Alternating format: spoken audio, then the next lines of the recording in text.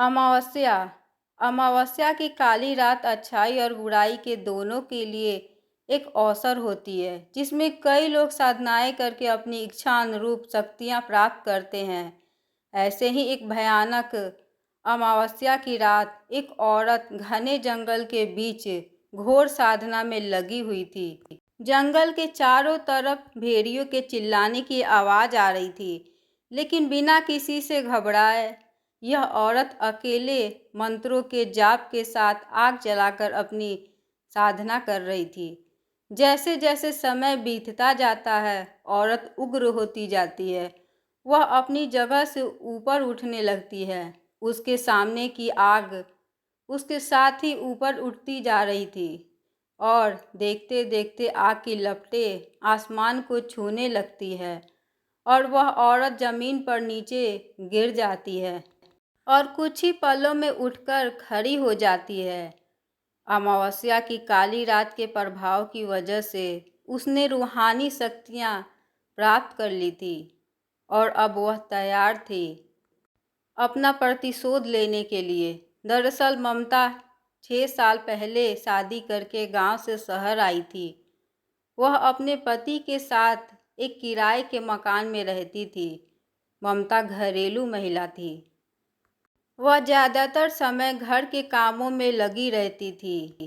ममता के पति बैंक में क्लर्क थे।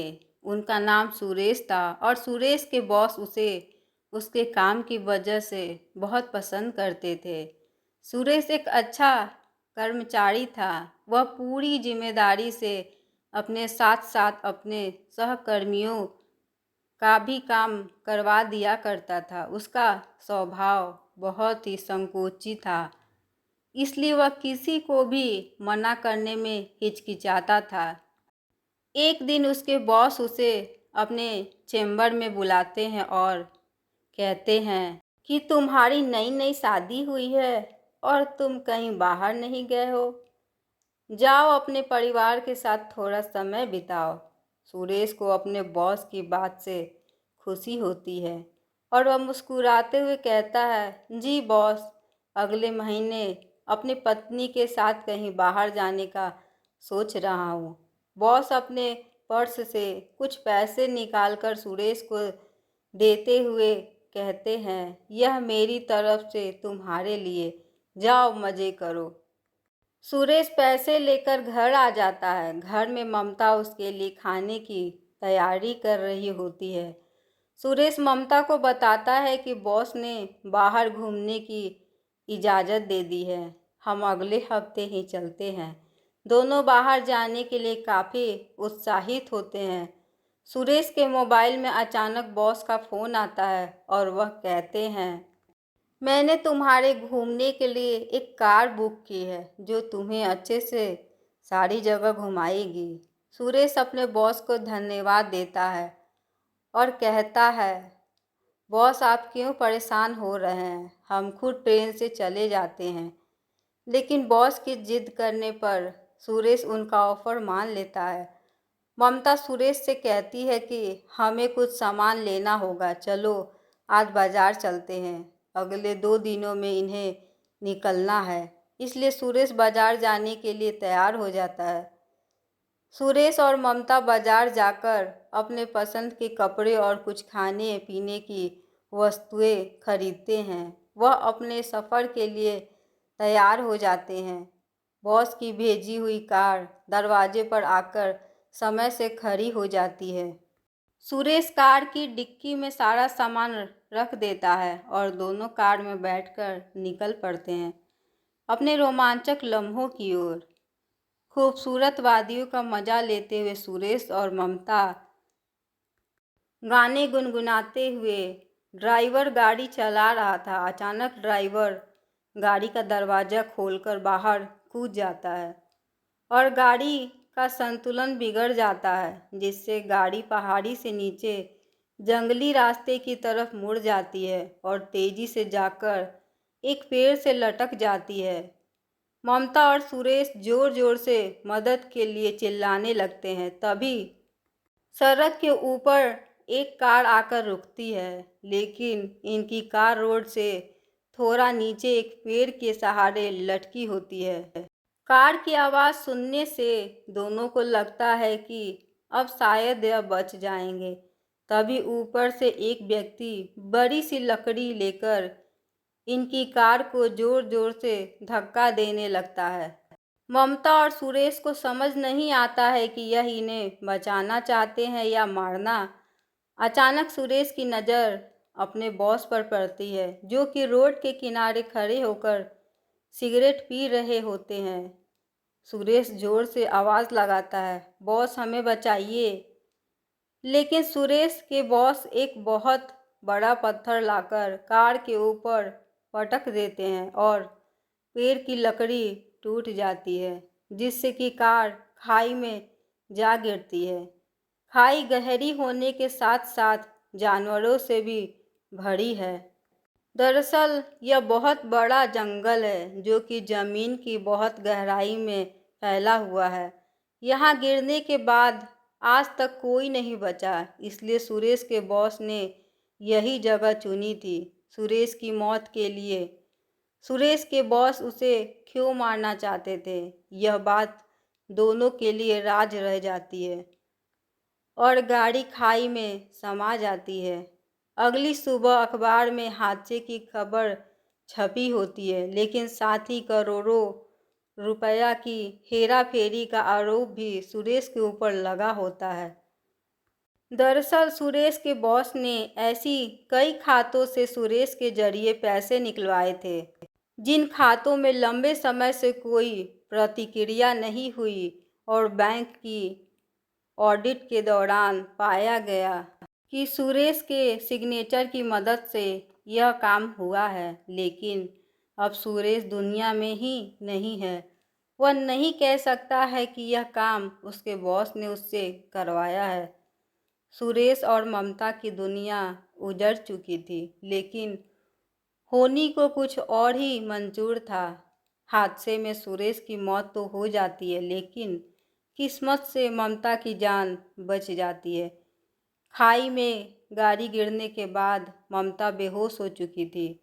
तभी एक जंगली व्यक्ति की नज़र इनकी कार पर पड़ती है और वह दोनों को कार से बाहर निकालता है। सुरेश मर चुका होता है, लेकिन ममता की सांस चल रही होती है, इसलिए वह उसके पति को छोड़कर ममता को अपने साथ कबीले ले आता है। यह कबीला बहुत ही खूंखार वनवासियों का था, जो कि काली शक्तियों के स्वामी थे। वह ममता को अपनी औषधियों से कुछ ही दिनों में ठीक कर देते हैं। ममता उनकी भाषा समझने में असमर्थ होती है, लेकिन अपने वह इशारों से बातों को समझा पा रही थी। वह सिर्फ इतना जानती थी कि उसके पति के बॉस ने ही उसके पति की जान ली है। अब वह बदला लेना चाहती थी। उसे कोई रास्ता नज़र नहीं आ रहा था। वह तय करती है कि इन्हीं के बीच में रहकर वह काली शक्तियाँ प्राप्त करेगी और अपने दुश्मन का सर्वनाश करेगी। और कहानी वहीं आ जाती है जहाँ से शुरू हुई थी। ममता घने जंगलों में काली शक्तियाँ प्राप्त कर चुकी थी और अब वह इतनी ताकतवर हो गई थी कि पलक झपकाते ही वह किसी भी स्थान पर पहुंच सकती थी। उसके साथ भूतों का पूरा समूह चलता था। उसके एक इशारे पर किसी भी व्यक्ति को खाक में मिलाया जा सकता था। ममता एक मॉडल लड़की बनकर बॉस के दफ्तर पहुंच जाती है। दरअसल ममता को सुरेश के बॉस ने कभी नहीं देखा था, इसलिए वह उसे पहचान नहीं पाते हैं। लेकिन अब वह कोई साधारण लड़की नहीं है, बल्कि काली शक्तियों की महारानी थी। उस काली शक्तियों की वजह से पता चल चुका था कि आखिर बॉस ने उसके पति को क्यों मारा। वह अपने पति को निर्दोष साबित करना चाहती थी और असली गुनहगार को सजा देना चाहती थी।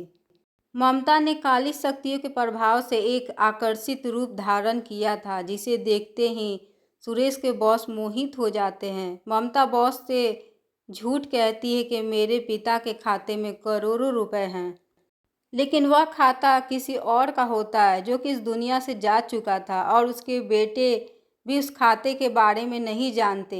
लेकिन ममता को अपनी काली शक्तियों से उस खाते की जानकारी मिल जाती है। इसलिए वह उदाहरण की तरह उसी बैंक खाते का इस्तेमाल करती है। बॉस खाते का बैलेंस देखकर दंग रह जाते हैं। उन्हें लगता है कि अब लंबा हाथ मारने का मौका मिला है। तभी बॉस कहते हैं, जी मैडम, यह तो बहुत आसान है, लेकिन इसके लिए 50% मुझे चाहिए।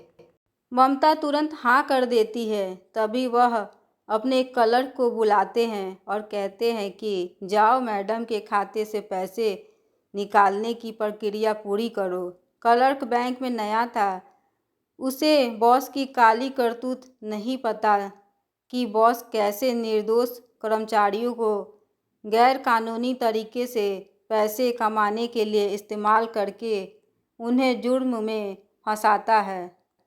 क्लर्क बाहर चला जाता है। इसी दौरान सारी बातें ममता रिकॉर्ड कर लेती है ताकि कि उसे मारने से पहले अपने पति को निर्दोष साबित करने के सारे सबूत हासिल कर ले। बॉस का आदेश पाते ही क्लर्क मुद्रा आहरण की प्रक्रिया प्रारंभ कर देता है और बॉस के चेंबर में खूनी खेल शुरू हो जाता है। खिड़की के कोने कोने से कांच के टुकड़े टूटकर बॉस के शरीर में घुस जाते हैं और वह दर्द से चीख रहा होता है। ममता भूतों की मदद से बॉस के शरीर के टुकड़े टुकड़े करवा देती है। यह सब इतनी जल्दी होता है कि किसी को संभलने का मौका ही नहीं मिलता। बैंक में उपस्थित लोगों में अफरा तफरी मच जाती है। बॉस के चेंबर को खून से लाल देख सभी डर से कांपने लगते हैं।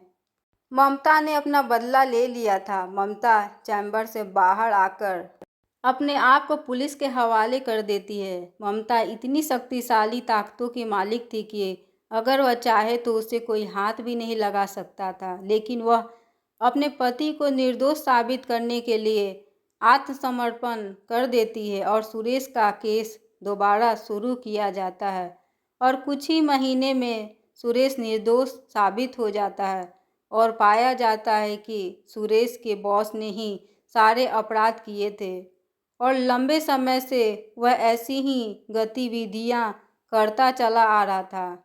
उसको कानूनी मापदंडों के अनुसार अपराधी माना जाता है, लेकिन अब वह इस दुनिया में नहीं था, इसलिए उसे दोबारा सज़ा नहीं दी जा सकती थी। लेकिन उसकी हत्या के जुर्म में ममता को सज़ा काटनी पड़ती है और ममता के बदले के साथ यह कहानी भी समाप्त हो जाती है। अपना कीमती समय देने के लिए बहुत बहुत धन्यवाद। हमारे चैनल को सब्सक्राइब कर ले कि आप हमारे वीडियो को देख सकें। ये कहानी कैसी लगी प्लीज़ कमेंट करके ज़रूर बताएं।